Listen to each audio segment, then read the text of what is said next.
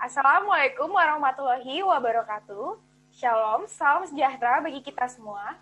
Pada kesempatan kali ini, kami akan mempresentasikan mengenai mata kuliah Akuntansi Keuangan Menengah 1 yang dibimbing oleh Bapak Dr. Suparta, SE, ME, AK, CA.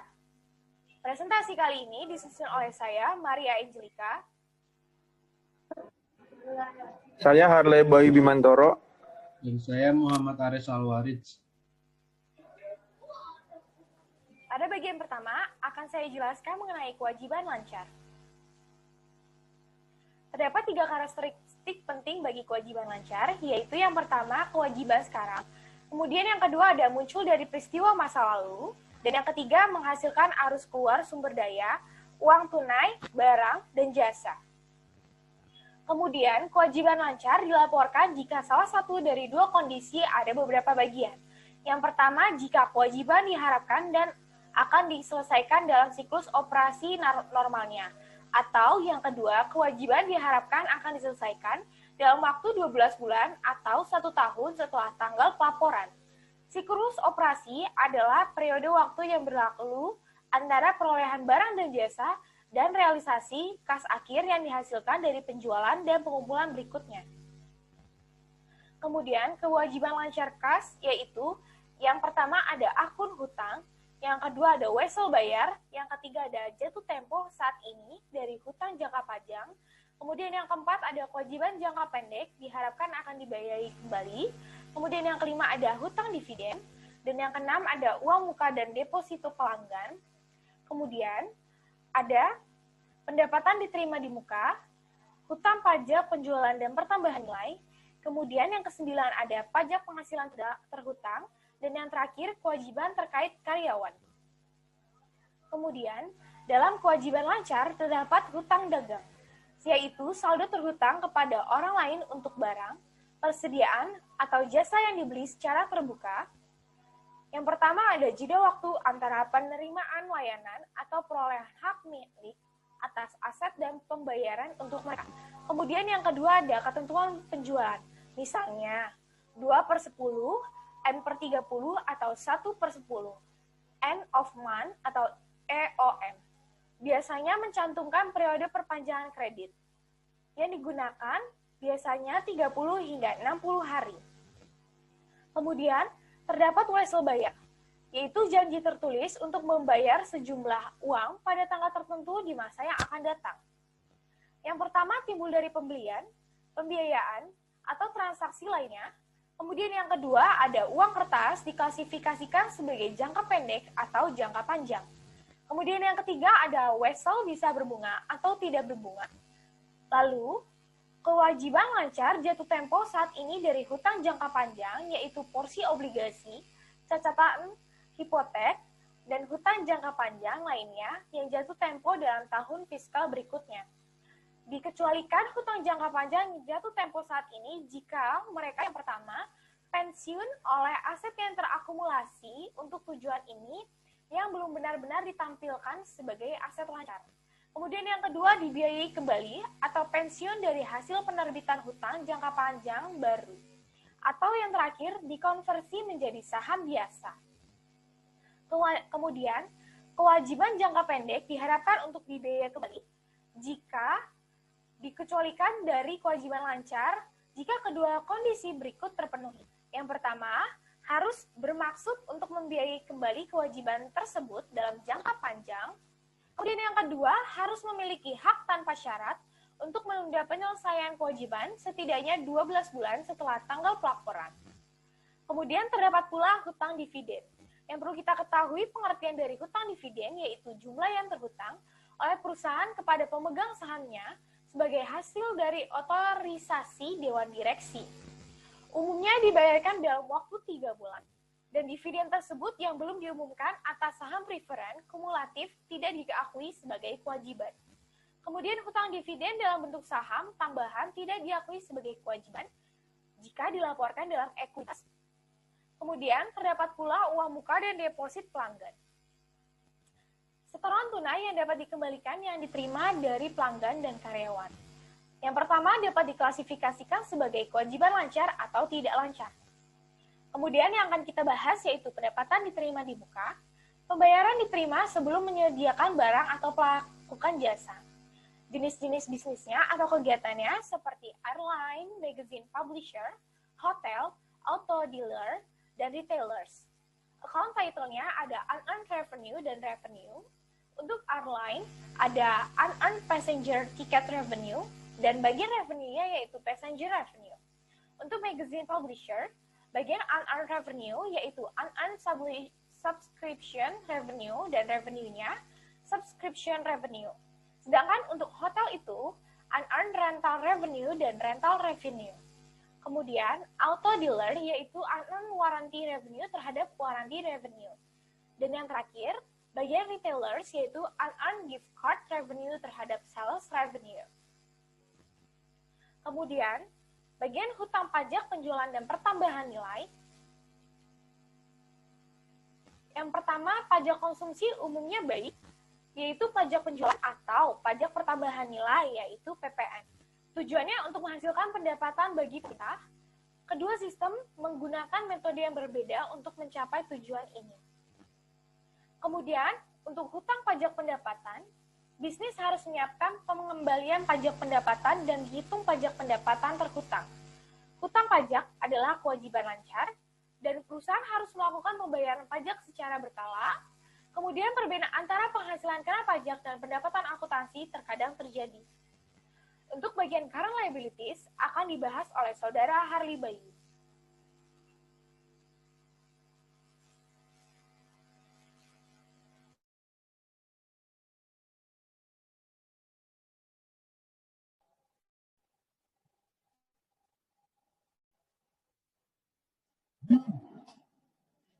Selanjutnya ada kewajiban terkait karyawan. Jumlah yang terutang kepada karyawan untuk gaji atau upah dilaporkan sebagai kewajiban lancar. Kewajiban lancar mungkin termasuk pemotongan gaji, absen yang dikompensasi, dan terakhir ada bonus. Next.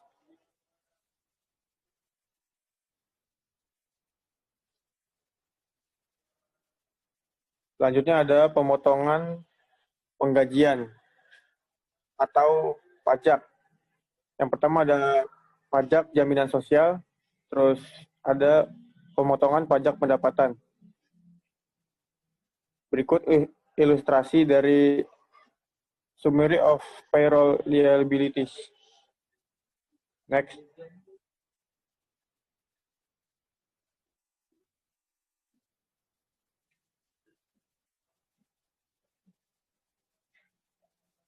Selanjutnya ada ketidakhadiran yang dikompensasi.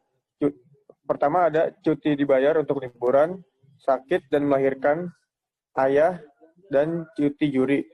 Lalu ada hak milik. Pemberi kerja memiliki kewajiban untuk melakukan pembayaran kepada karyawan bahkan setelah memutuskan hubungan kerja. Ketiga ada akumulasi hak. Karyawan dapat dibawa ke masa depan jika tidak digunakan dalam periode yang diperoleh. Terakhir ada hak non-akumulasi. Jangan dilanjutkan, mereka akan mati jika tidak digunakan. Next.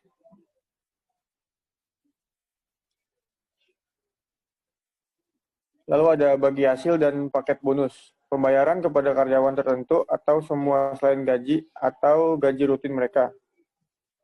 Bonus yang dibayarkan merupakan biaya operasional. Bonus yang belum dibayar harus dilaporkan sebagai kewajiban lancar. Next.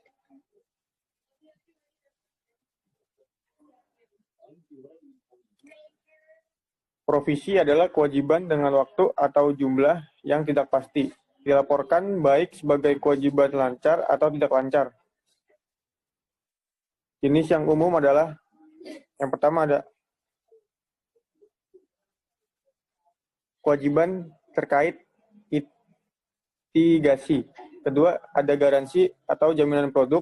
Ketiga, ada restrukturisasi bisnis. Yang terakhir, ada kerusakan lingkungan. Next.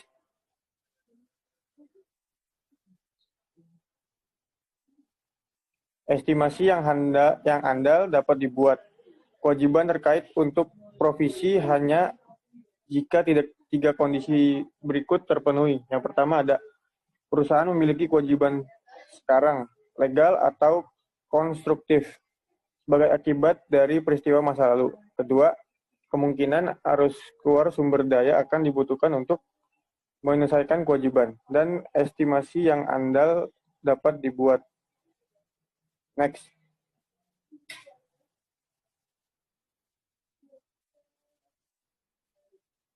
Kewajiban konstruktif merupakan kewajiban yang bersumber dari tindakan perusahaan yang dengan pola praktik masa lalu yang mapan, kewajiban yang diterbitkan, atau pernyataan terkini yang cukup spesifik.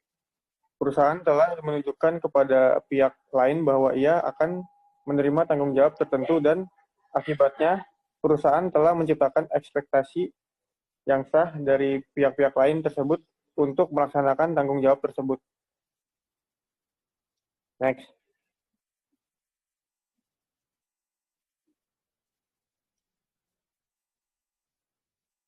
Bagaimana perusahaan menentukan jumlah yang akan dilaporkan untuk suatu provisi? IFRS, jumlah yang diakui harus menjadi estimasi terbaik dari pengeluaran yang dibutuhkan untuk menyelesaikan kewajiban sekarang. Estimasi terbaik mewakili jumlah yang akan dibayar perusahaan untuk menyelesaikan kewajiban pada tanggal laporan posisi keuangan. Next.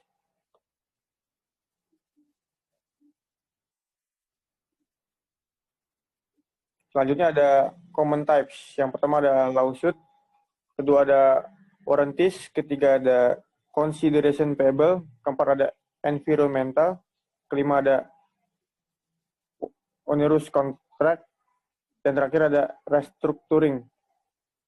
IFRS mensyaratkan pengungkapan yang luas terkait dengan ketentuan dalam catatan atas laporan keuangan. Perusahaan tidak mencatat atau melaporkan dalam catatan kontingensi risiko umum yang melekat dalam operasi bisnis, misalnya kemungkinan perang, pemogokan, bencana yang tidak dapat diasuransikan, atau resesi bisnis. Next.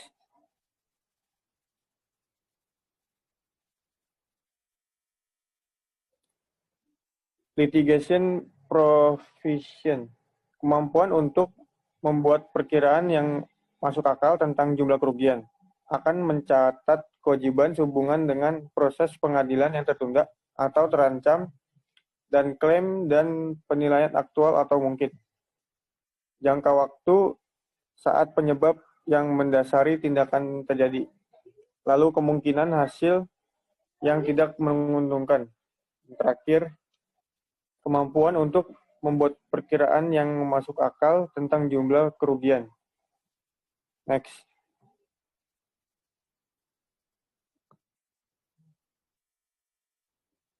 Sehubungan dengan gugatan yang tidak diajukan dan klaim serta penilaian yang tidak ditegaskan, perusahaan harus menentukan tingkat kemungkinan gugatan dapat diajukan atau klaim atau penilaian dapat diajukan, dan kemungkinan hasil yang tidak menguntungkan. Jika keduanya kemungkinan besar, jika kerugiannya dapat diperkirakan secara wajar, dan jika penyebab tindakan tertanggal pada atau sebelum tanggal laporan keuangan, maka perusahaan harus menambah kewajiban. Next.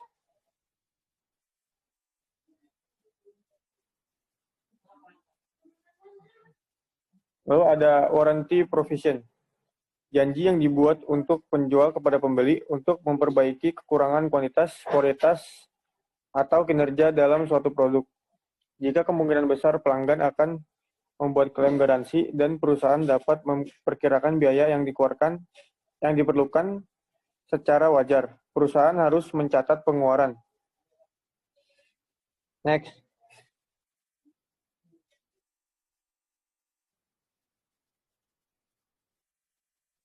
Perusahaan seringkali memberikan salah satu dari dua jenis jaminan kepada pelanggan. Yang pertama ada assurance type warranty, jaminan kualitas bahwa barang atau jasa bebas dari cacat di tempat penjualan. Kewajiban harus dibebankan pada periode saat barang disediakan atau layanan dilakukan. Dengan kata lain, pada titik penjualan. Perusahaan harus mencatat tanggung jawab garansi. Next, Aris.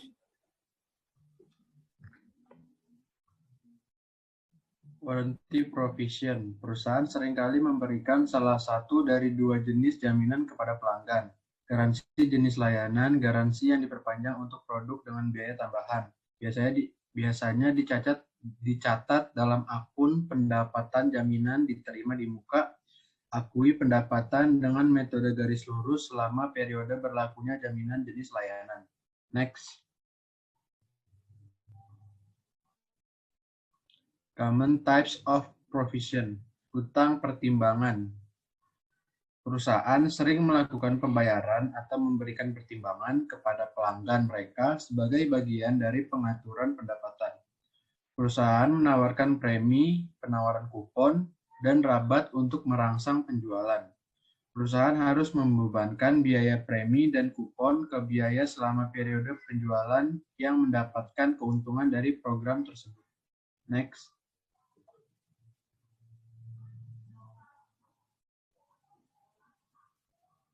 Ketentuan lingkungan. Perusahaan harus mengakui liabilitas lingkungan ketika perusahaan memiliki kewajiban hukum terkait dengan penghentian aset berumur panjang dan ketika dapat memperkirakan jumlah liabilitas secara wajar.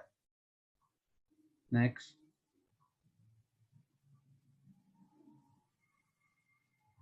Environmental provision. Acara yang mewajibkan. Contoh kewajiban hukum yang ada yang membutuhkan pengakuan kewajiban termasuk tetapi tidak terbatas pada yang pertama adalah penonaktifan fasilitas nuklir, yang kedua pembongkaran, pemulihan, dan reklamasi properti minyak dan gas, yang ketiga biaya penutupan, reklamasi, dan pemindahan tertentu dari fasilitas pertambangan, dan yang terakhir biaya penutupan dan pasca penutupan tempat pembuangan akhir.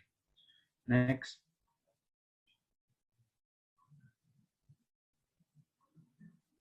Pengukuran. Perusahaan pada awalnya mengukur tanggung jawab lingkungan dengan perkiraan terbaik untuk biaya masa depannya.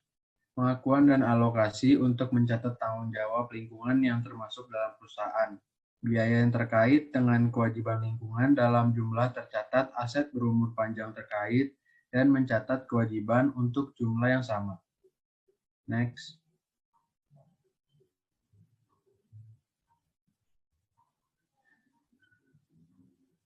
Common types of provision. Ketentuan kontak yang membebani. Biaya yang tidak dapat dihindari untuk memenuhi kewajiban melebihi manfaat ekonomi yang diharapkan akan diterima. Biaya yang diharapkan harus mencerminkan biaya bersih terkecil untuk keluar dari kontrak yang lebih rendah dari yang pertama, biaya pemenuhan kontrak, yang kedua, kompensasi atau denda yang timbul dari kegagalan untuk memenuhi kontrak. Next.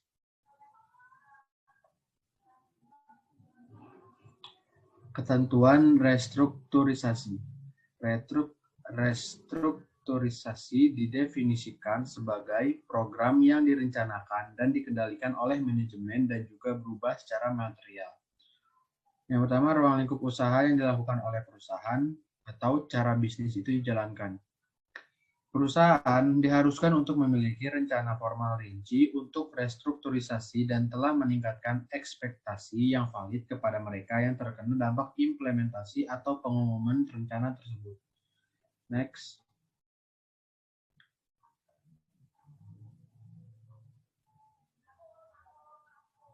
IFRS memberikan panduan khusus terkait dengan biaya dan kerugian tertentu yang harus dikeluarkan dari ketentuan restrukturisasi.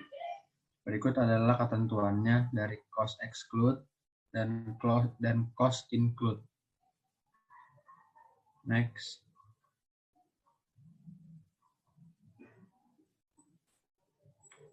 Asuransi diri. Asuransi diri bukanlah asuransi, melainkan asumsi resiko. Ada sedikit pembenaran teoritis untuk pembentukan kewajiban berdasarkan biaya hipotesis untuk biaya asuransi. Kondisi aktual yang dinyatakan dalam IFRS tidak dipenuhi sebelum terjadinya peristiwa tersebut.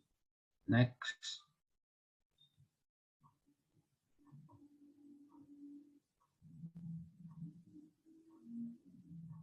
disclosure relate to provision. Perusahaan harus menyediakan rekonsiliasi saldo awal hingga akhir untuk setiap kelas utama dari ketentuan, mengidentifikasi apa yang menyebabkan perubahan selama periode tersebut. Sebagai tambahan, ketentuan harus dijelaskan dan waktu yang diharapkan dari setiap arus keluar diungkapkan. Pengungkapan tentang ketidakpastian terkait arus keluar yang diharapkan serta penggantian yang diharapkan harus disediakan. Next.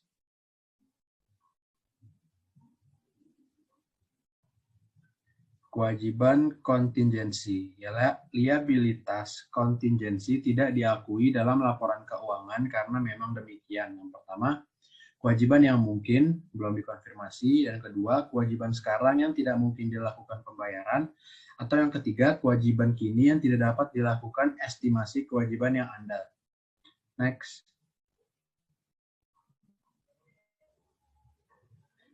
Aset kontingensi. Aset kontingensi adalah aset yang mungkin timbul dari peristiwa masa lalu dan yang keberadaannya akan dikonfirmasi oleh terjadinya atau tidak terjadinya peristiwa masa depan yang tidak pasti, yang tidak sepenuhnya berada dalam kendali perusahaan. Aset kontingensi tipikal adalah yang pertama, kemungkinan penerimaan uang dari hadiah, donasi, bonus, dan yang kedua, kemungkinan pengembalian dana dari pemerintah dalam sengketa pajak. Dan yang ketiga, kasus pengadilan yang menunggu keputusan dengan kemungkinan hasil yang menguntungkan. Aset kontingensi tidak diakui pada laporan posisi keuangan. Next.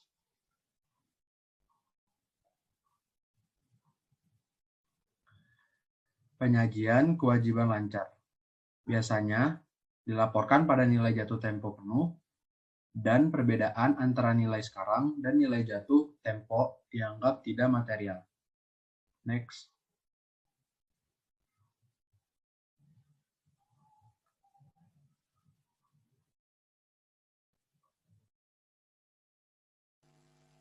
Kemudian kita akan membahas beberapa contoh soal. Pada soal pertama, yaitu E12.3, mengenai masalah klarifikasi tidak berwujud pada perusahaan Langrova S.P.A. memiliki beberapa jumlah berikut yang dilaporkan dalam buku besar pada tanggal 31 Desember 2019. Yang pertama ada organization cost sebesar 24.000 euro, ada track smart sebesar 20.000 euro, bonds payable sebesar 35.000 euro, deposit with advertising agency for advertise to promote goodwill of company sebesar 10.000 euro, dan excess of cost over fair value of net indivisible asset of acquired subsidiary sebesar 75.000 euro, cost of equipment acquired for research and development project, the equipment has an alternative future use sebesar 90.000 euro, cost of developing a secret formula for a product that is expected to be marketed at least 20 years, all research pass sebesar 70.000 euro. Diinstruksikan yang pertama, hitunglah jumlah total yang dilaporkan oleh Langrova untuk aset tidak berwujud pada laporan posisi keuangannya pada tanggal 31 Desember 2019. Sebagaimana dicatat, peralatan tersebut memiliki alternatif penggunaan di masa mendatang. Kemudian, yang kedua, jika suatu item tidak akan dimasukkan ke dalam aset tidak berwujud, jelaskan pelakuan yang tepat untuk laporan tujuannya. Yang pertama, bagian A, yaitu trademark sebesar 15.000, excess of cost over fair value of net identifiable asset of acquired subsidiary goodwill sebesar 75.000, kemudian akan ditambahkan sebesar 90.000 yang akan menghasilkan total intangible asset. Sedangkan untuk bagian B, yaitu biaya organisasi sebesar 24.000 euro harus dikeluarkan. Hutang sebesar 35.000 harus dilaporkan dalam bagian kewajiban tidak lancar. Kemudian deposit ke biro iklan untuk iklan yang mempromosikan niat baik perusahaan sebesar 10.000 euro harus dilaporkan sebagai biaya atau sebagai iklan prabayar di bagian aset saat ini. Biaya periklanan secara umum dibebankan pada saat pada saat terjadi atau saat pertama kali digunakan. Biaya peralatan yang diperoleh untuk proyek penelitian dan pengembangan sebesar 90.000 euro harus dilaporkan dengan properti pabrik dan peralatan karena peralatan memiliki alternatif penggunaan. Biaya pengembangan formula rahasia untuk produk yang diharapkan atau dipasarkan setidaknya selama 20 tahun sebesar 70.000 euro harus diklasifikasikan sebagai biaya penelitian dan pengembangan pada laporan laba rugi. Kemudian pada bagian E12.16 akan dijelaskan oleh Saudara Harli Bayu.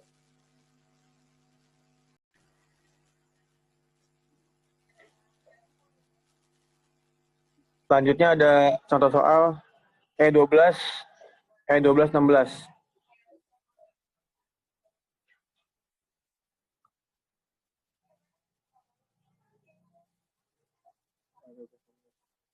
Akuntansi untuk biaya R&D. Margaret Avery Company dari waktu ke waktu memulai program penelitian ketika proyek khusus tampaknya ditawarkan kemungkinan pada tahun 2018 perusahaan mengeluarkan 325.000 euro untuk proyek penelitian. Tetapi pada akhir 2018 tidak mungkin untuk menentukan apakah ada manfaat yang akan diperoleh dari itu. Instruksinya, yang A, akun apa saja yang harus ditagih untuk 325.000 euro dan bagaimana seharusnya itu ditampilkan dalam laporan keuangan. Lalu instruksi yang B, proyek ini selesai pada 2019 dan paten berhasil diperoleh. Itu biaya pengembangan untuk menyelesaikan proyek ini sebesar 110.000 euro. 36.000 euro diantaranya biaya yang dikeluarkan setelah mencapai kelangsungan ekonomi. Tambahan biaya administrasi dan hukum yang dikeluarkan untuk memperoleh paten nomor 472100184 pada 2019 berjumlah 24.000 euro. Paten tersebut diharapkan memiliki masa manfaat 5 tahun. Catat biaya-biaya ini dalam formulir entry jurnal. Juga catat paten amortisasi setahun penuh pada tahun 2019. Lalu yang C, pada tahun 2020, perusahaan berhasil mempertahankan paten dalam proses pengadilan diperpanjang dengan biaya 47.200 euro. Dengan demikian memperpanjang umur paten hingga 31 Desember 2027.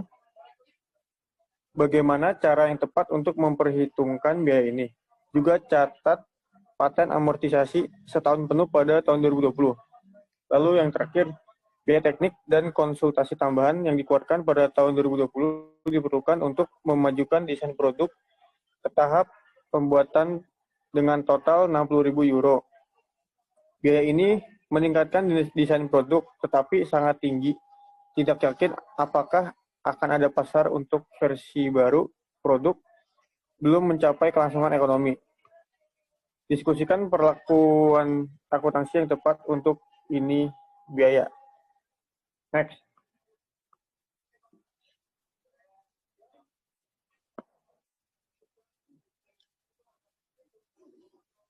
Yang A, in accordance IFRS 325.000 research dan development untuk beban R&D, dan jika seperti disclosed in the income statement, the total cost of R&D should be separately disclosed in the notes to financial statement. Lalu yang B, di debit ada jurnalnya. Yang pertama di debit ada paten sebesar 36.000, lalu ada research and development expense sebesar 94.000, lalu terakhir ada cash sebesar 130.000. Lalu selanjutnya ada paten sebesar 24.000, lalu di kreditnya ada cash sebesar 24.000. Lalu terakhir ada paten amortisasi expense sebesar 12.000, lalu ada paten sebesar 12.000. Next.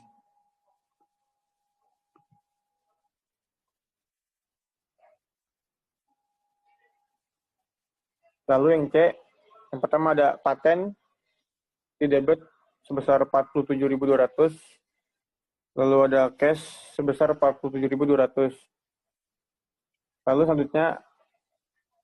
Lalu jurnal selanjutnya ada paten amortization expense sebesar 11.900, lalu di kreditnya ada paten sebesar 11.900.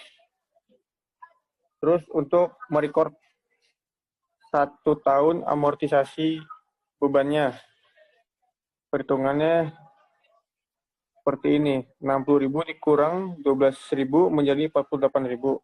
Lalu 48.000 dibagi 8 menjadi 6.000.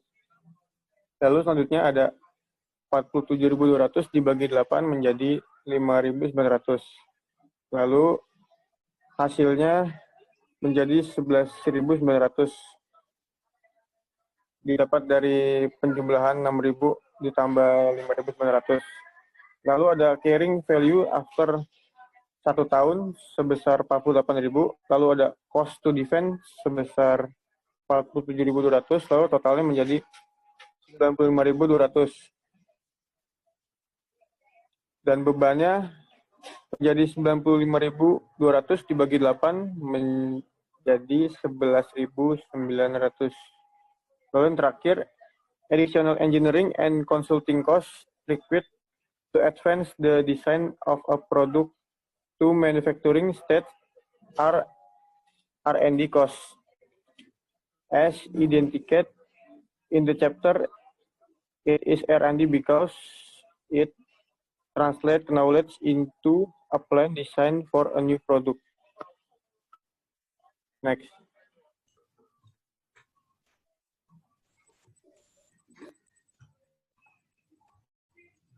Sekarang saya akan membahas exercise 12.17.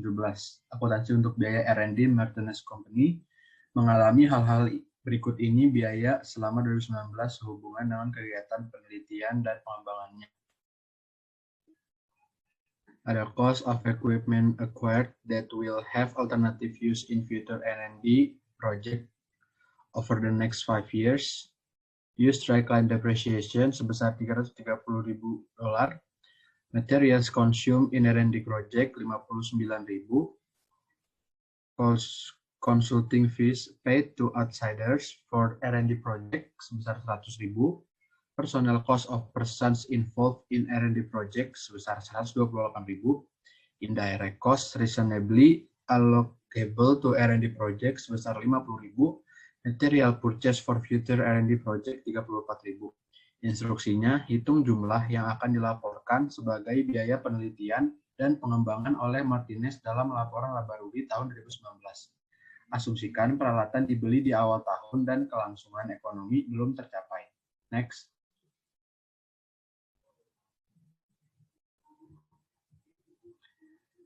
Exercise 12.17. Jawabannya. Penyusutan peralatan yang diperoleh akan bergantian digunakan dalam proyek R&D di masa depan, 5 tahun ke depan, sebesar 330.000, jadi 66.000. Material consumed in R&D project 59.000. Consulting fees paid to outsider for R&D project sebesar 100.000. Personnel cost of person involved in R&D project 128.000. Indirect cost reasonably allocable to R&D project 50.000.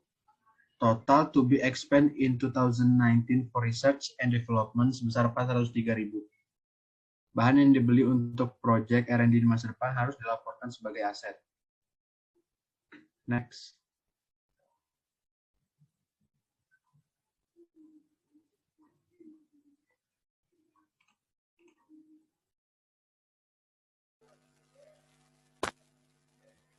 Kemudian, kita akan membahas mengenai P12.3, yaitu akuntansi waralaba paten dan merek dagang. Informasi tentang aset tak berwujud pada perusahaan Sandro SA adalah sebagai berikut. Yang pertama, pada tanggal 1 Januari 2019, Sandro menandatangani perjanjian untuk beroperasi sebagai penerima waralaba Sian Copy Service dengan biaya waralaba awal sebesar 75.000. Dari jumlah ini, 15.000 telah dibayarkan ketika perjanjian ditandatangani dan saldonya dibayarkan dalam pembayaran tahunan masing-masing 15.000. Mulai 1 Januari 2020, perjanjian tersebut menyatakan bahwa uang muka tidak dapat dikembalikan dan tidak ada layanan di masa depan yang pemilik waralaba. Mulai sekarang, pada 1 Januari 2019, dari 4 pembayaran tahun yang didiskon 14%, yaitu tarif implisit untuk pinjaman sejenis ini, adalah 43.700. Perjanjian tersebut juga menetapkan bahwa 5% pendapatan dari franchise harus dibayarkan kepada pemilik waralaba setiap tahun. Pembayaran perusahaan Sandro dari waralaba untuk tahun 2019 adalah 900.000. Sandro memperkirakan masa manfaat waralaba adalah 10 tahun. Petunjuknya, kami mungkin ingin merujuk ke bab 18 untuk menentukan perlakukan akuntansi yang tepat untuk biaya dan pembayaran waralaba.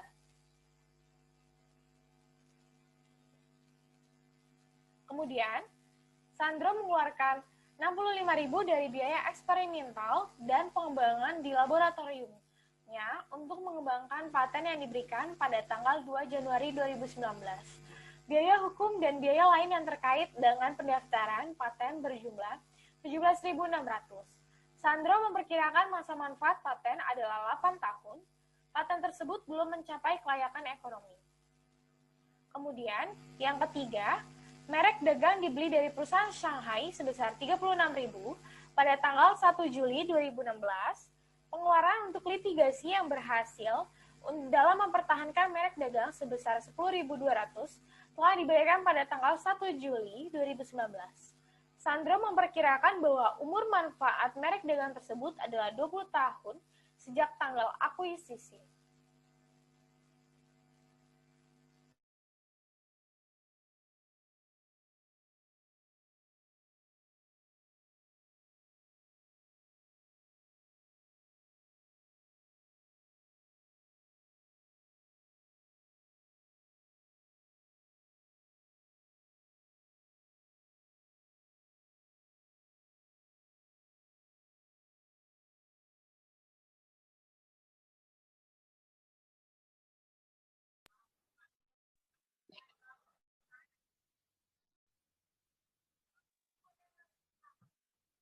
Ya, instruksinya, siapkan jadwal yang menunjukkan bagian aset tidak berwujud di laporan posisi keuangan Sandro pada tanggal 31 Desember 2019. Lalu tampilkan perhitungan pendukung dalam bentuk yang tidak baik. Yang B, sisipkan jadwal yang menunjukkan semua biaya yang dihasilkan dari transaksi yang akan muncul di laporan laba rugi Sandro untuk tahun yang berakhir pada tanggal 31 Desember 2019. Lalu tampilkan perhitungan pendukung dalam bentuk yang baik. Next.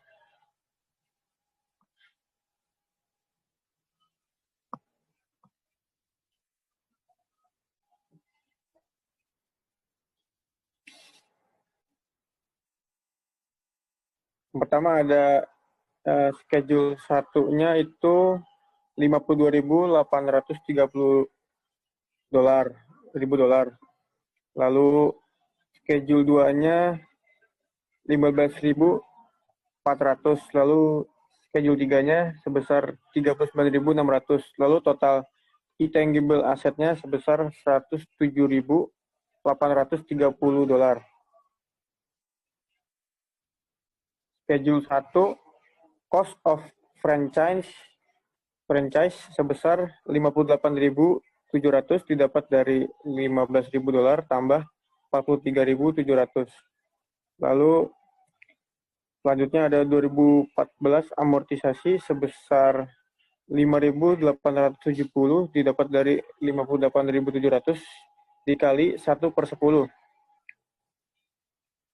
Lalu ada cost of franchise net of amortization sebesar 52.830 didapat dari 58.700 dikurang 5.870. Lalu schedule 2-nya patent, cost of securing patent on sebesar 17.600. Lalu selanjutnya ada amortisasi 2014 sebesar 2.200 didapat dari 17.600 dikali 1/8. Lalu ada cost of patent net of amortization sebesar 15.400 didapat dari 17.600 dikurang 2.200.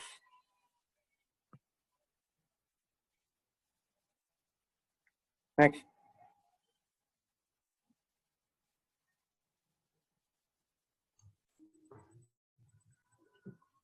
Sekarang kita masuk ke schedule 3, trademark. Di sini ada cost of trademark sebesar 36.000, amortization sebesar 5.400 didapat dari 36.000 dikali 3 dibagi 20.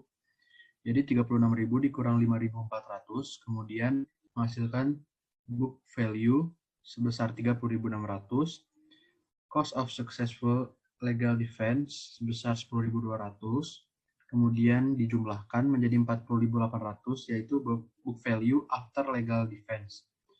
Amortization sebesar 1.200 didapat dari 40.800 dikali 1 dibagi 17 dikali 6 bagi 12. Kemudian ada cost of trademark net of amortization sebesar 39.600. Next.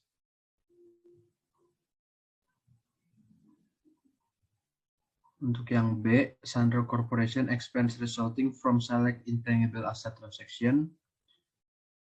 Terdapat interest expense sebesar 6.118 dapat dari 43.700 dikali 14%. Kemudian ada franchise amortization schedule 1 yaitu sebesar 5.870. Kemudian ada franchise fee sebesar 900.000 dikali 5% senilai 45.000. Patent amortization sebesar 2.200, trademark amortization dapat dari schedule 4 sebesar 2.100, kemudian total intangible asset senilai 61.288.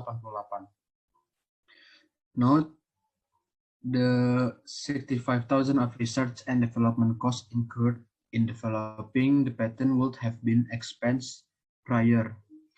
Schedule 4, trademark amortization. Yang pertama ada amortization senilai 900 didapat dari 36.000 dikali 1 bagi 20 dikali 6 bagi 12. Yang kedua amortization sebesar 1.200 didapat dari 40.800 dikali 1 bagi 17 kali 6 bagi 12. Jadi total trademark amortization adalah 2.100. Next.